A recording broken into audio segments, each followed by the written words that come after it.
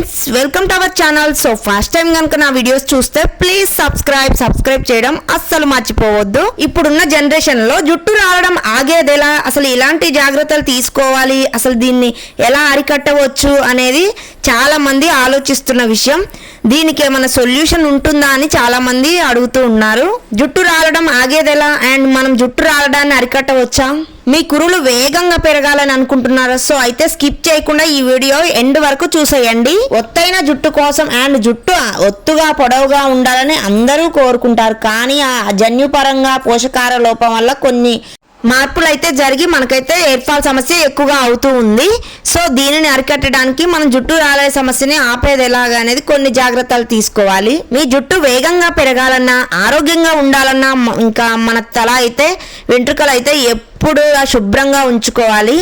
ఇంకా అందుకైతే కొన్ని జాగ్రత్తలు తీసుకోవాలి.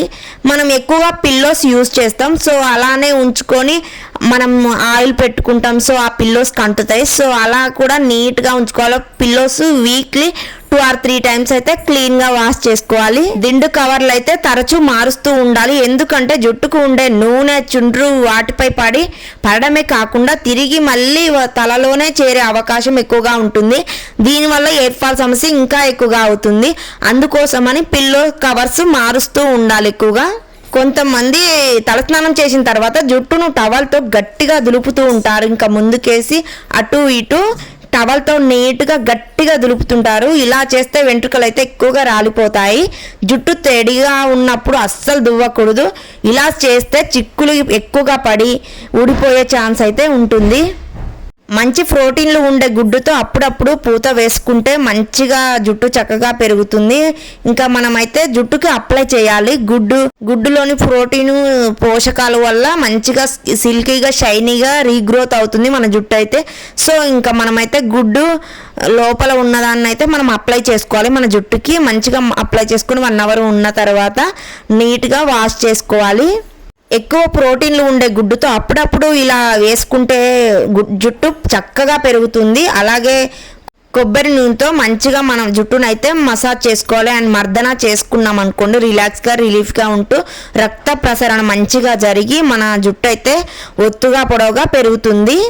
ఇంకా చాలా హెల్దీగా ఉంటుంది మన జుట్టు అయితే.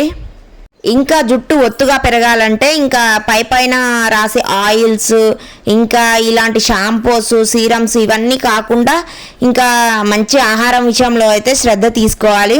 ఇంకా మాంసం కృతులు, ప్రోటీన్స్, విటమిన్స్, మినరల్స్ ఉండేలా చూసుకోవాలి.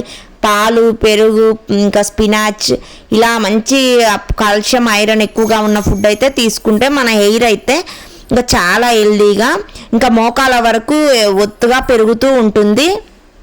అందమైన ఆరోగ్యమైన కురులను చాలా మంది మహిళలు కోరుకుంటూ ఉన్నారు. దీనికోసం ఎన్నో రకాల హెయిర్ ఆయిల్స్ అయితే ఎక్కువగా వాడుతున్నారు.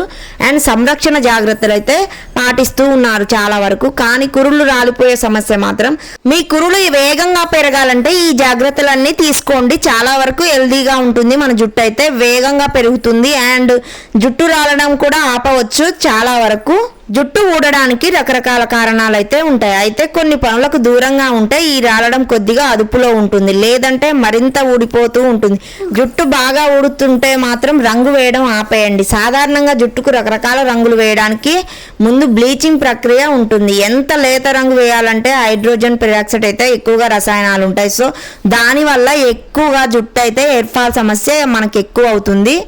ముందు నుంచే మీ జుట్టు బాగా పాడైపోయి ఉంటే మాత్రం చాలా వరకు కెమికల్స్ ఉన్న షాంపూని అయితే యూజ్ చేయకండి. నా జుట్టు లాగా మీ జుట్టు కూడా ఒత్తుగా, మందంగా, పొడవుగా ఇంకా మంచిగా పెరగాలంటే మాత్రం ఈ జాగ్రత్తలన్నీ తీసుకోండి. చాలా వరకు హెల్ప్ అవుతుంది. సో ప్లీజ్ సబ్స్క్రైబ్ చేయడం అస్సలు మర్చిపోవద్దు. ఇంకా మీకు ఏమైనా డౌట్స్ ఉన్నా కూడా కామెంట్ బాక్స్లో కామెంట్ చేయండి. సో ఇంకా మరిన్ని వీడియోస్ మీకోసం అయితే నేను చేస్తూ ఉంటాను. So thank you.